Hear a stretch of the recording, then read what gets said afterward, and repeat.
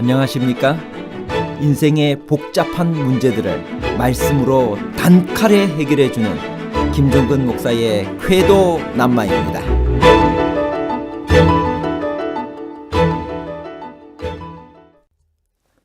입맛 때문에 편애가 생길 수 있을까요? 이삭은 큰 자는 어린 자를 섬기리라는 말을 들었으면서도 에서의 사냥한 고기를 좋아하므로 그를 사랑하였습니다.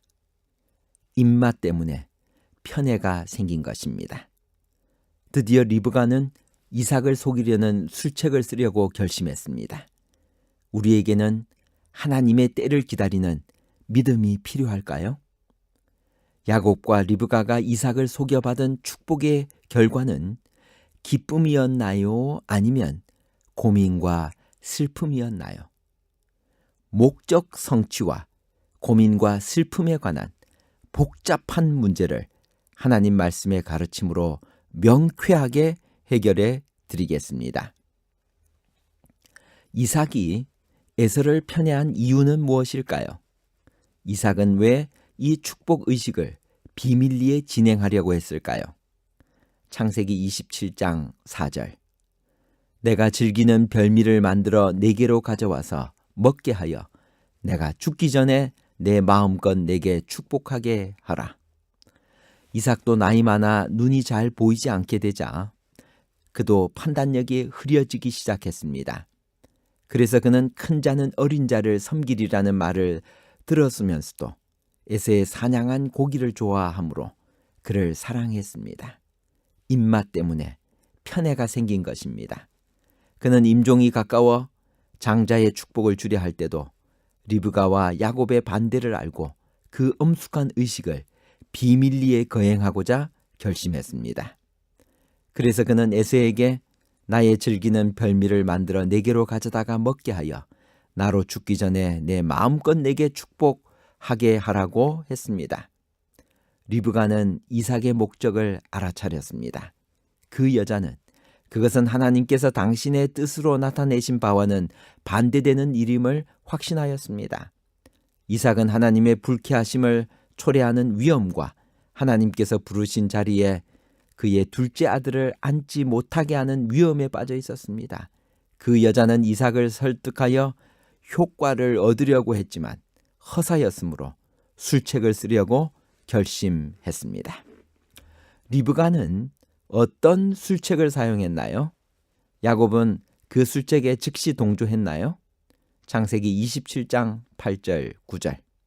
그런즉 내 아들아 내 말을 따라 내가 내게 명하는 대로 염소떼에 가서 거기서 좋은 염소 새끼 2마리를 내게로 가져오면 내가 그것으로 내 아버지를 위하여 그가 즐기시는 별미를 만들리니. 믿음의 여인 리브가도 자식에 대한 편애로 영적 통찰력을 상실하고 말았습니다. 그래서 그녀는 자신의 목적을 성취하기 위해 술책을 쓰게 되었습니다. 그리하여 그녀는 야곱을 염소 새끼 가죽으로 손과 목에 매끈한 곳을 꾸미고 요리한 별미와 떡을 그에게 주어 이삭에게 나아가게 했습니다. 그리고 야곱은 여호와께서 순적히 만나게 하시어 짐승을 쉽게 잡았다는 거짓말까지 하면서 축복을 받았습니다. 부조와 선지자 180페이지에는 이렇게 말씀하십니다. 에서가 아버지의 말대로 사냥하러 나가자마자 리브가는 자신의 목적을 성취하는 일에 나섰다. 그 여자는 일어난 일을 야곱에게 말하고 그 축복이 최종적으로 돌이킬 수 없게 에서에게 내리는 것을 막기 위하여 기만적 행동을 취해야 할 필요를 역설하였다. 그리고 그 여자는 야곱에게 만일 자신의 지시대로 하면 하나님께서 언약하신 장자의 명분을 얻을 수 있으리라고 확신시켰다. 야곱은 어머니가 제의한 계획에 선뜻 동의하지 않았다. 아버지를 속인다는 생각이 그를 크게 당혹시켰다. 그는 그와 같은 죄가 축복은 고사하고 저주를 가져오리라고 생각하였다.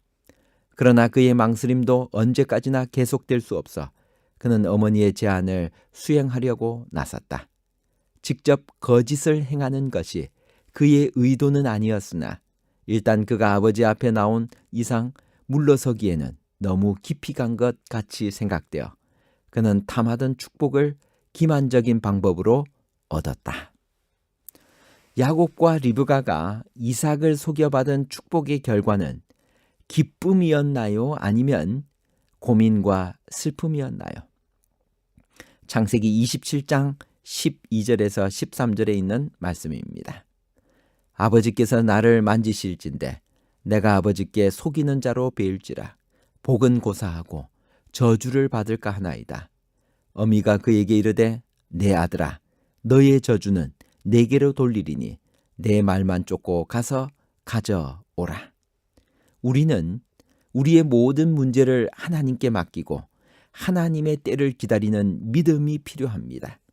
부조와 선지자에는 야곱과 리브가의 죄의 결과를 다음과 같이 말하고 있습니다. 부조와 선지자 180페이지에 있는 말씀입니다. 야곱과 리브가가 그들의 목적은 성취하였으나 그들이 얻은 것은 다만 기만으로 말미암은 고민과 슬픔뿐이었다. 하나님께서 야곱이 장자의 명분을 받으리라고 선언하셨으니 그들이 만일 믿음으로 그분께서 그들을 위하여 일하실 때까지 기다렸더라면 그분의 말씀은 그분께서 정하신 때에 성취되었을 것이었다. 그러나 오늘날 하나님의 자녀라고 공언하는 많은 사람들처럼 그들은 그 문제를 그분께 맡기려고 하지 않았다. 리브가는 자신이 아들에게 한 잘못된 권고를 통절히 회개하였다. 이것이 야곱을 리브가에게서 분리시킨 원인이 되어 그 여자는 아들의 얼굴을 다시 볼 수 없었다. 장자의 명분을 받은 그 시간부터 야곱은 자기 정죄에 억눌리었다. 그는 아버지에게, 그의 형에게, 자신의 영혼에게, 그리고 하나님께 죄를 지었다. 짧은 시간 동안에 그는 일생 동안 후회할 일을 저질렀다. 이삭이 에서에게 주겠다고 한 축복은 무슨 축복이었나요? 왜 그것이 야곱이 욕심을 낼 만큼 중요한 일이었던가요? 창세기 27장 4절 내가 즐기는 별미를 만들어 내게로 가져와서 먹게 하여 내가 죽기 전에 내 마음껏 내게 축복하게 하라. 장자에 대한 축복은 다음과 같은 특권을 내포합니다. 첫째, 하나님의 약속을 이어받을 수 있는 특권. 둘째, 아버지의 공적 권위를 이어받음. 셋째, 두 곱의 분깃을 상속받음. 넷째, 가정에서 제사장의 직분을 수행할 특권이 있습니다. 부조와 선지자 180페이지에서 181페이지에 있는 말씀입니다. 야곱이 아버지의 장막을 떠나자마자 에서가 그곳에 들어왔다. 그는 비록 장자의 명분을 팔고 엄숙한 맹세로 그 권리의 양도를 확인하였을지라도 이제 그의 아우의 요구를 무시하고 그 축복을 얻고자 결심하였다. 영적 장자의 명분에는 현세적 장자의 명분이 결합되어 있었는데 그것은 그에게 가장의 직분과 아버지의 재산 중에 두 몫을 소유하게 할 것이었다. 이것이 바로 그가 귀중하게 생각하는 축복들이었다. 그는 아버지여 일어나서 아들의 사냥한 고기를 잡수시고 마음껏 내게 축복하소서라고 말하였다. 하나님은 처음부터 야곱은 사랑하고 에서는 미워하였나요? 로마서 9장 13절 기록된 바 내가 야곱은 사랑하고 에서는 미워하였다 하심과 같으니라. 하나님은 처음부터 야곱을 편애하고 에서를 미워하셨나요? 야곱은 사랑하고 에서는 미워했다는 말은 무슨 의미인가요? 하나님은 결코 편애하시는 분이 아니십니다. 말라기나 바울이 말하고자 하는 의미는 하나님께서 봉사를 위한 선택에 있어서 그의 예언적 안목으로 순종하는 자를 불러 일을 시킨다는 것입니다. 하나님은 에서가 한 그릇 식물을 위하여 장자의 명분을 판 망령된 자가 될 것임을 아셨습니다.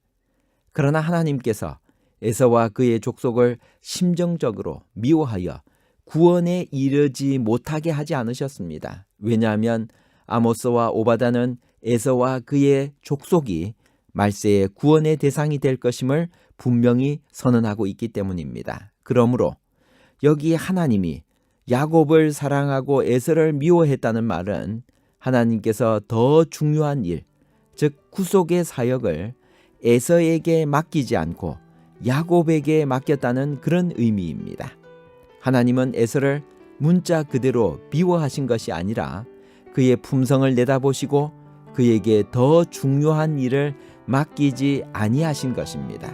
즉 구세주의 직계 조상이 되는 권리를, 영적 사물을 훨씬 더 소중히 생각하는 야곱에게 맡기셨던 것입니다. 미래를 아시는 하나님은 사람에 따라 하나는 귀히 쓸 그릇을, 하나는 천히 쓸 그릇을 만드는 권한이 있으십니다. 결론입니다. 첫째, 이삭은 큰 자는 어린 자를 섬기리라는 말을 들었으면서도 에서의 사냥한 고기를 좋아함으로 그를 사랑하였습니다. 입맛 때문에 편애가 생긴 것입니다. 둘째, 믿음의 여인 리브가도 야곱에 대한 편애로 영적 통찰력을 상실하고 말았습니다. 그래서 그녀는 자신의 목적을 성취하기 위해 술책을 사용하여 형을 대신하여 야곱이 축복을 받도록 했습니다. 셋째, 야곱과 리브가가 그들의 목적은 성취하였으나 그들이 얻은 것은 다만 기만으로 말미암은 고민과 슬픔 뿐이었습니다. 하나님께서 야곱이 장자의 명분을 받으리라고 선언하셨으니 그들이 만일 믿음으로 그분께서 그들을 위하여 일하실 때까지 기다렸더라면 그분의 말씀은 그분께서 정하신 때에 성취되었을 것이었습니다. 리브가는 거짓말의 결과로 평생 다시는 사랑하는 아들 야곱을 볼 수 없었습니다. 야곱은 죄의 결과로 평생토록 남에게 속임을 당하며 살았습니다. 결혼도 속았으며 외삼촌이자 장인인 라반에게 10번 이상 품삯을 속임당했습니다. 그는 자식들에게도 속임을 당해 요셉이 죽었다고 생각하고 고통스러운 말년을 지냈습니다. 갈라디아 6장 7절, 스스로 속이지 말라. 하나님은 만홀히 여김을 받지 아니하시나니 사람이 무엇으로 심든지 그대로 거두리라.